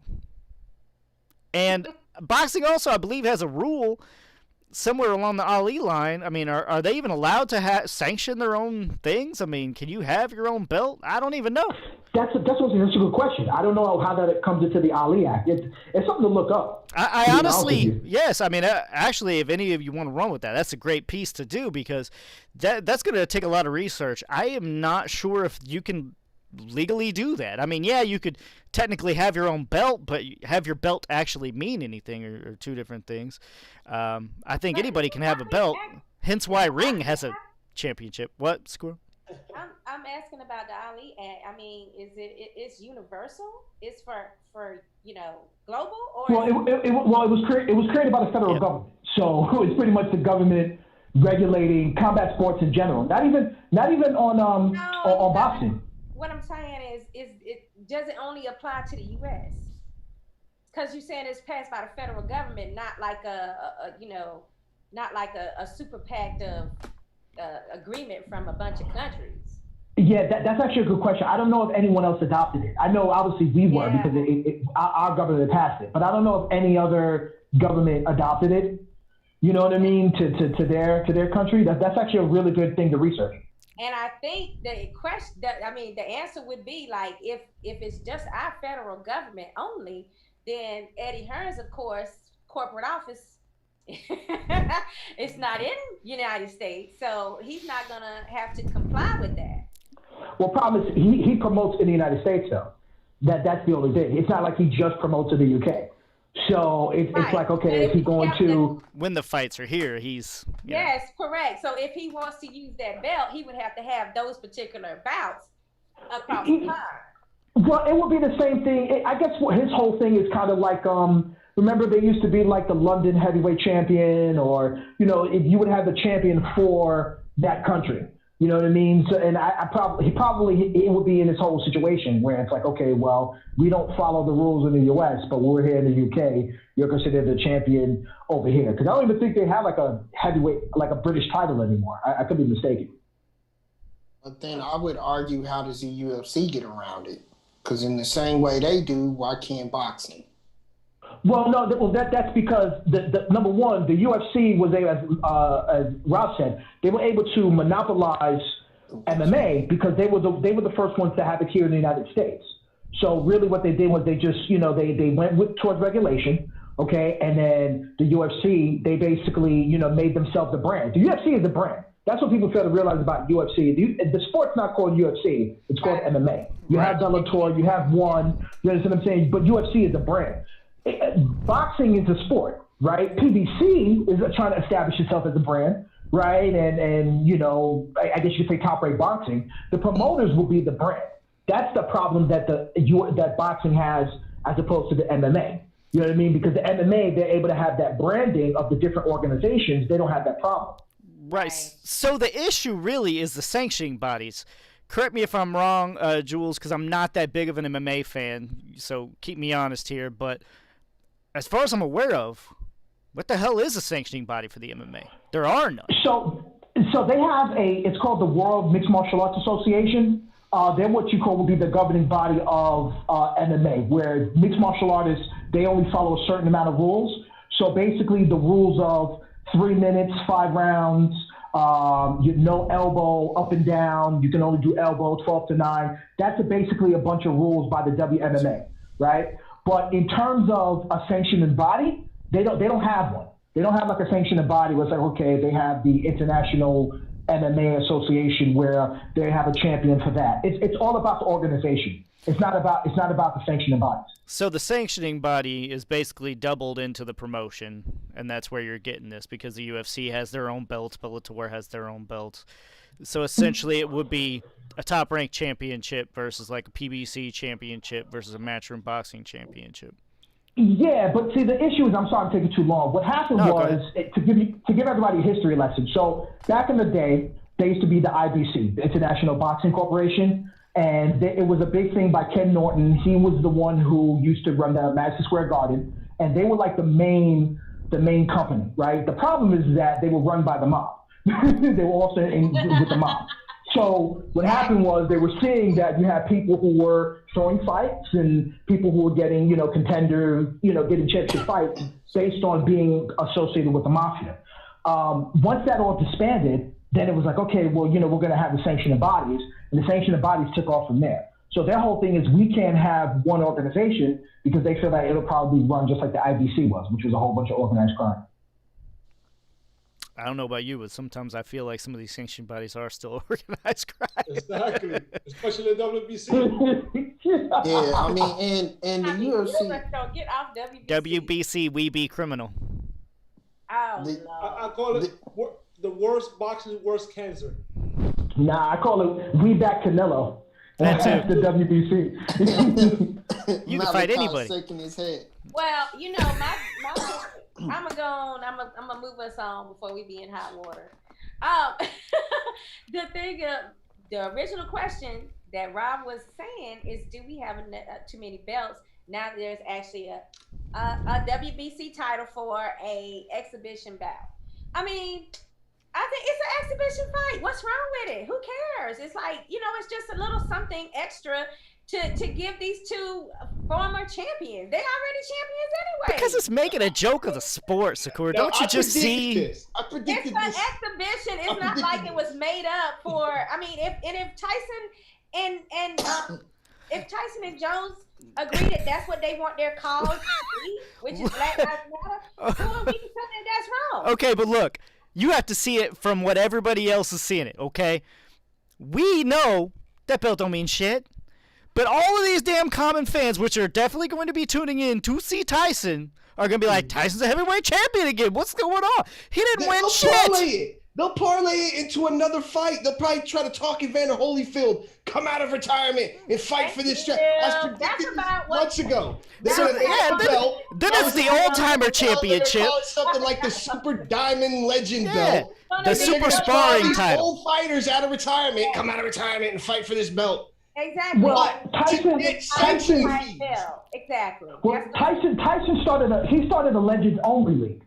So his whole thing is he wants, on the Triller app, you'll have like Dennis Rodman playing basketball with somebody, and that's the league that he's basically creating, the Legends Only League. So, Lucas, you might be right. The WBC may finagle itself with like, oh, this belt is only for the Legends Only League. So if Tyson and Roy fight or whatever, and Tyson beats Roy, then we're going to see Tyson versus Holyfield as a Legends Only, Black Lives Matter championship. They're both black, So you know what I mean. They'll be able to keep running that. It'll be hard. It'll be hard when they got like a fight of white guys. Yeah, shit really happened to the white kid too. You can't. The white guy. We can't have Galata winning the belt. And I'm all for Black Lives Matter, but it seems like now they're just pandering, just because right now that's in a movement that's popular. That's what they're doing. Exactly. I was gonna say that I'm sure each time it'll be a different charity. This is just the one that they're focusing on this time. But I do believe that the WBC is maneuvering themselves into this whole legends type champion.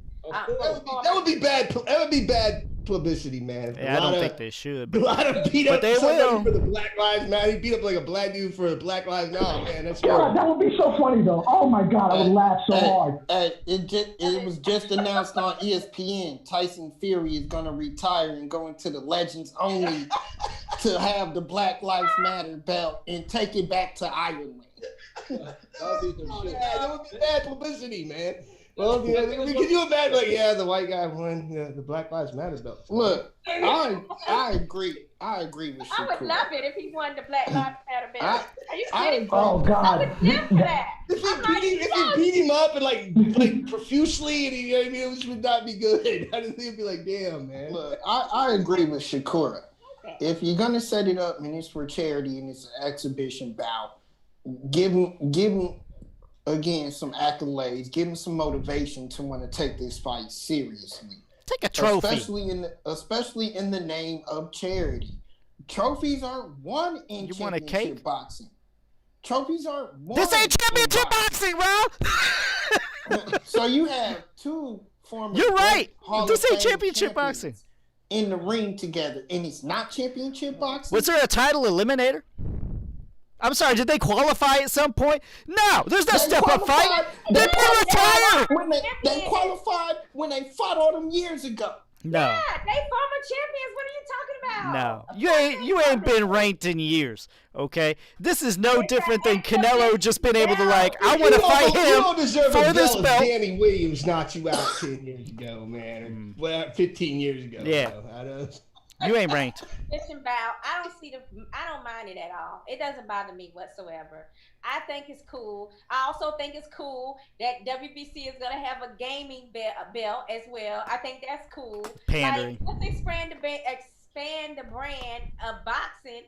The sport of boxing for gamers to be involved in boxing and get them in the sport too. So to me, it's no, just. It's fine. What I have a problem with is I don't care for super champs and Emirate belts and what's the other one? Franchise. So look. I think it all devalues it. I mean, you don't see UFC just giving away belts. You don't see any MMA championships giving away belts. They started creating belts. They're making a mockery of the sport. That's the way I see it. Exactly. You're devaluing your own brand. You're devaluing the sport. You're using it as an ATM. You're saying, "Oh, I want this fight to have my hand in the pocket too," and that's all it is. But the UFC does it too. The UFC does it too, Lucas. No, not nearly as bad. If they want to hold off a fight, they'll make one of the dudes the interim champion. Yeah, he's the interim champion. Okay, you can't consider an interim versus an interim, a super, a diamond. And what's just one sanctioning body? Not to mention we go into more. Sometimes UFC makes up their own titles too. They make up their own titles for different fights. What's wrong with that? I mean, they did. They made up an entire belt. They did that once. They did it once, but yeah. Look, I have just as much problem with this belt as I did Rod Salka getting a shot at a belt. I mean, you gotta get ranked. You're supposed to work your way up to the championship, not just here's a belt for this fight. Come on, man. You always come back to that fight. I swear, you pull it out. It's a good example, okay? But you know what? But let me tell you something. I'm gonna say that's something that's controversial. You want to know why I love when they throw all these belts out? Because you know what it does? As someone who I consider myself a boxing historian, it makes you never forget the old fighters. Yeah. That's what I love when they create these old fighters. You will never forget about Sugar Ray Robinson. You want to know why? Because he held the welterweight and the middleweight title at one time. What's that? A 13-pound difference. Henry Armstrong had the lightweight, featherweight, and welterweight title at one time when he didn't have the other division. You will never forget the old champions because of that. And that's the reason why I love it. It's the only reason why I do. And I love that. No, It makes you appreciate them, but it also devalues them. Like, Harry Armstrong would be like, this is a slap in the face to me. Yeah. Joe Louis would be like, this is a slap in the face to me. I don't believe that though, Lucas, because Henry Armstrong's handlers were like, how are we going to compete with these bigger guys? Right? Oh, this is what we'll do. We'll send him down to the lower weight class to get a belt there. Then we'll start moving up. There was only 8 belts at the time. He actually fought for the middleweight title. You know what I mean? And won, but the referee gave it to the other dude, and the referee got chased out of the arena. You know what I mean? But he was nothing more than everything that I love Henry Armstrong. I love his story, but what they did with him was nothing more than to make money, which is what they're doing now. What are you talking about, though?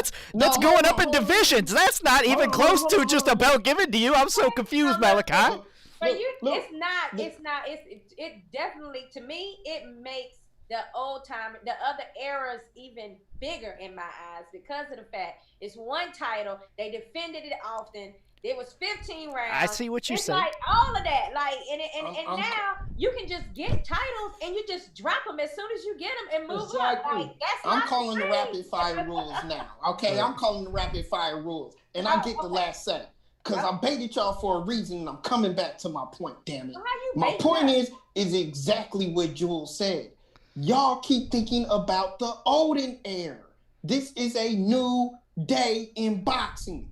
This is what boxing is all about now. This is the future of boxing. Get used to it. Stop living in the damn past. Oh my God. Those fighters are who they were, and they earned it. Now give these new guys the chance to earn these damn belts the way that they want to earn. Okay, Rob, I got you. The problem with this is the new era is a bad thing. I don't think anybody's really supportive. To you. No, to most people, Rob.